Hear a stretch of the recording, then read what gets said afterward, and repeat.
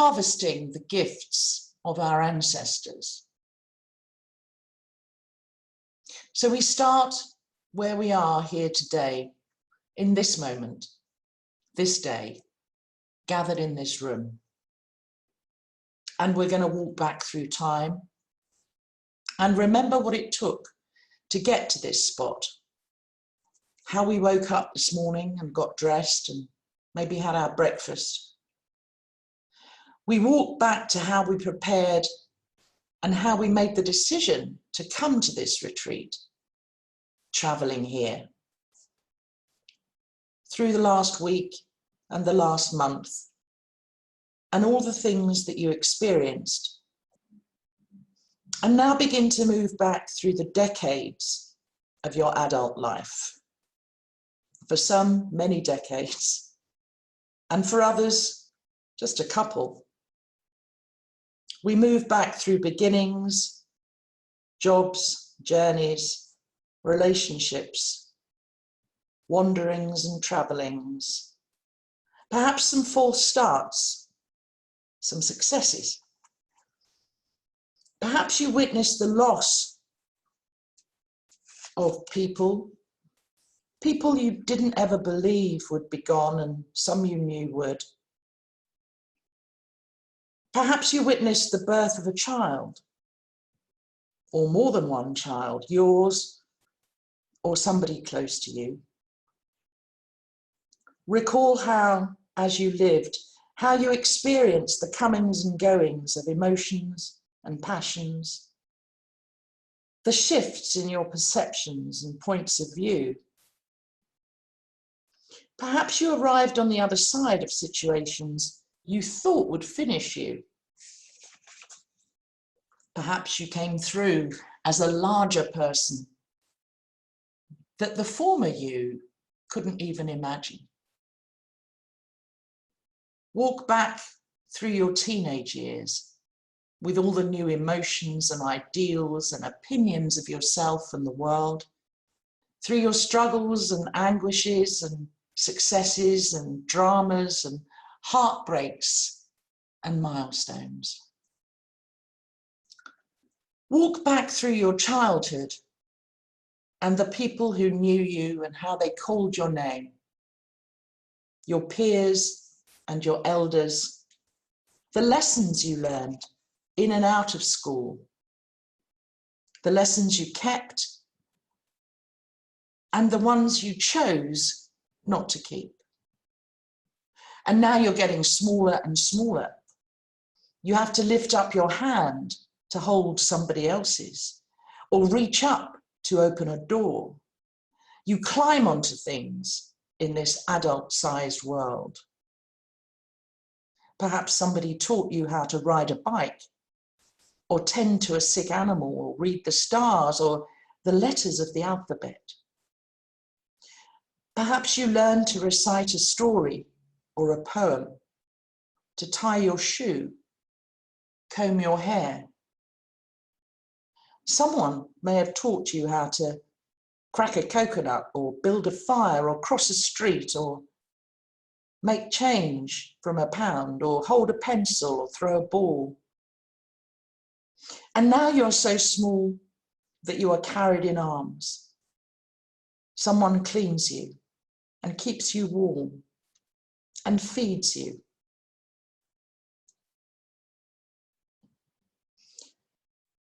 And now you're in your mother's womb, and her endless heartbeat is the background and the foreground of your world, as are the vibrations that come through salt water. And now it is the time before you existed in your current form.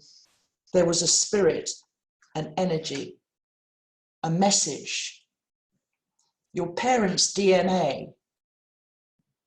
Whether you knew your parents or not, step back into their lives as they carried the message of your life.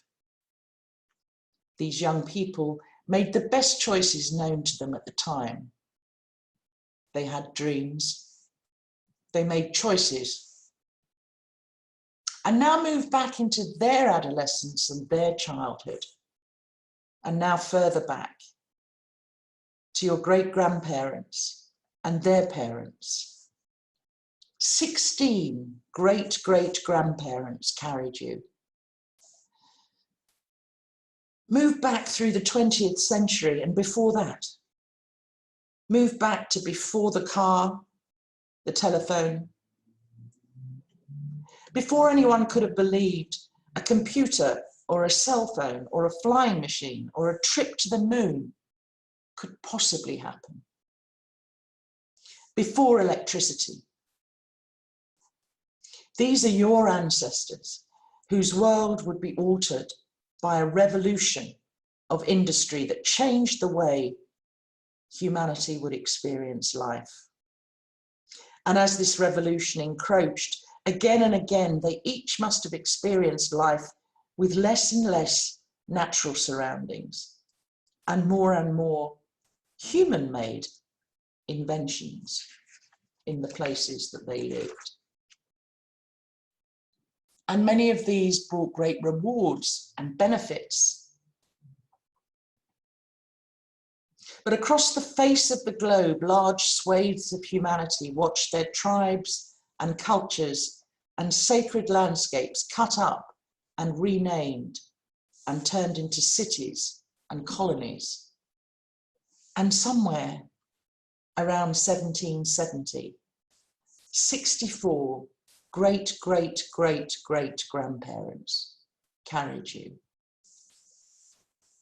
All of them live in you now as a particular gesture of your shoulders or hands, or in your smile, your creativity, your humor, the curliness or the straightness of your hair, your laugh, the subtle variation in your eye color, and somewhere around 550 years ago, you had 65,536 14th generation great-grandparents. All of them carried you with the energy that drives creation. Move back more swiftly through time now. Through all of the social classes, the cultures, there may have been some villains, some cowards, some heroes. All the different cultures of origins from which our family sprang. We don't know their names. But all of our families were there, inventing, creating a myriad of cultures and languages with mathematics and church bells and drums and songs and dancing. Some invented and revered rational thinking. Others were mystics. Some keepers of the stories. Some were living as kings or servants, storytellers and shamans, foot soldiers, leaders, wisdom holders, and those who nurtured the young. Keep walking back to our beginnings some 30,000 generations ago. We can't ever be sure of exactly where it was, but let's imagine we are in the Olduvai Gorge in East Africa, where we may have begun our human journey. We're at the edge of a forest, looking out on a savanna. Our bodies are weak compared to the cats. We have no fangs. We're so tiny next to the elephants, and our voices are small. We have no fur. We stand naked. But we have one precious gift: our connection to each other. Walk forward now. Because remember, they journeyed without the ability to imagine their journey or where it would end. Whether they journeyed across the grasses to other lands and continents, or whether they remained in the lush rainforests, they journeyed and accumulated gifts to give us with each generation. Hunting, gathering, walking and wandering, praying, building rafts or boats or shoes. These ancestors gathered everything that we need now. Take their ability to survive and expand who they were with each generation. Courage, wisdom, take it. We need it all. Through the expanse of our ancestors' existence, they journeyed and ran up against the mystery of getting lost, finding home, of discovering the universe and themselves over and over. Take this all. Take their physical endurance. Take the gifts of the leaders and the scouts, the climbers and the hunters, and the ones who knew which game to stalk. Take the wisdom of the leaders who knew which mountain to follow, which river to cross, who learned the secrets of every landscape and forest, and the ancestors who learned the secrets of every tree and every plant. Take the curiosity and courage of the explorers. Take their courage who believed in dragons and went into the unknown anyway. And the intrepid nature of these ancestors who learned to slay the dragons of their minds. Take all these gifts. Walk forward and take these discoveries with you. You come from an unbroken line of survivors. And at this time, the only purpose for their existence is for you to have all that you need now. Open your arms and hands and your heart to receive these gifts and gather them in. Take your ancestors' need for empathy to survive. Take that gift of experiencing other people's pain as our pain, and take that resulting compassion that has been a gift of survival that was placed in their hearts and in their marrow since our species learned to walk. Take this gift. Take this empathy and compassion that maintains our connection to life, that has the power to banish loneliness or any sense of separation. And it's potent enough to dispel any apathy or cynicism that the world could foster. This deep drink that quenches so much, that has been our ancestors' recompense for being cold and naked and weak. Take it and press it into your heart and know that it keeps well there forever. Find it again and again. Practice finding it with everyone and everything. As the ancestors journeyed through time, they gained the ability to reflect upon their own existence and all of existence. Take that precious reflection and that courage and that curiosity and that wonder. As the ancestors journeyed, they found that they were held by Gaia, and in their dark nights of the soul, they learned to not just know, but to know that they knew. Take this learning that can outlive any fear and any pain.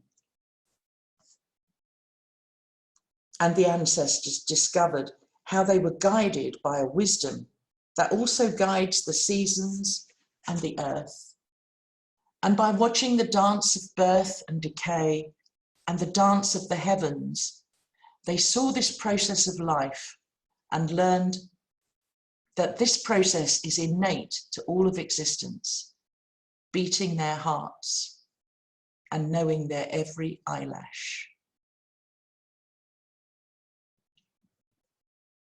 Receive the ingenuity of your ancestors, making tools, knowing how a baby lies in her mother just by the touch of a hand, making instruments for every ritual and part of life, carving jewelry and creating beauty in cave walls and church ceilings and ceremonial garments and adornments for the body. Take this shared intelligence that sustained your family, that told some of your ancestors to stay nomadic, and some of us to encourage a forest to grow food and maintain its ecosystem, and others to traverse the earth. Some ancestors settled and farmed the valleys. They have gifts for us. They grew surplus grain and built temples and settlements. Some owned land.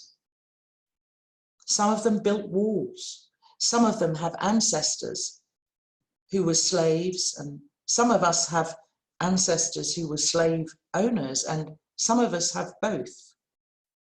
They are in all of us now.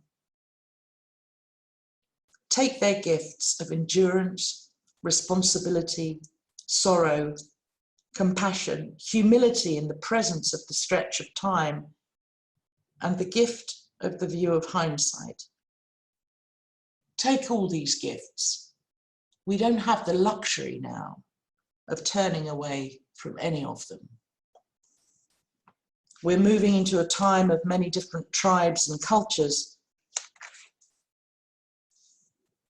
And at the same time, the many cultures of humanity are dying in order to make way to a culture of consumerism.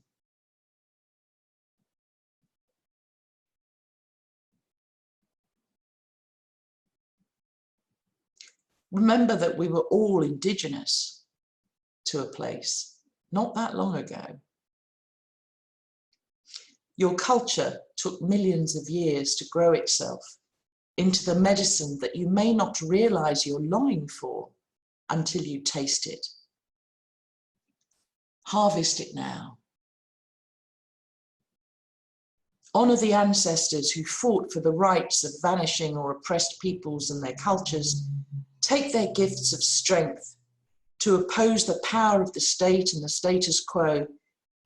Take the gifts of those who risked isolation, being outcast, the loss of their freedom, the loss of their life.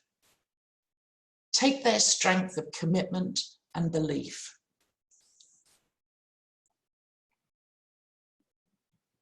Take the gifts of the ancestors who died for the freedom of their people. For you. Take the gifts of the ancestors who died for worshipping the wrong God or being of the wrong tribe. Take the gifts of the ancestors from the dominant culture who knew that something was wrong with what they were being told and fought for the rights of their oppressed neighbours. Take it all. And you're now well into the 20th century, moving into the 21st century. Mass extinctions of animals, the calculated extinction of human lives on a mass scale, the destruction of biospheres, an age of weapons, of world wars, of drone wars, and collateral damage. An age of a culture of mass consumption of the Earth's resources, a human culture at war with its own survival. Take the gifts of this age too, the gift of your expanded awareness and your rapid evolution into a being which has a global heartbeat, a global conscience. Take this gift that came at such an awful cost. Take the gift of your parents' lives who made this moment possible. Thank your ancestors who have given you all that you need to be here, right where you're supposed to be, with everything that you need. Take the gift of your life, and please take the gift of all of the pain and the suffering that you have experienced and you may be experiencing right now. It is expanding who you are so that you are strong enough to hold the suffering of the world with compassion. Whatever you have come through, it forms who you are now. You, standing here.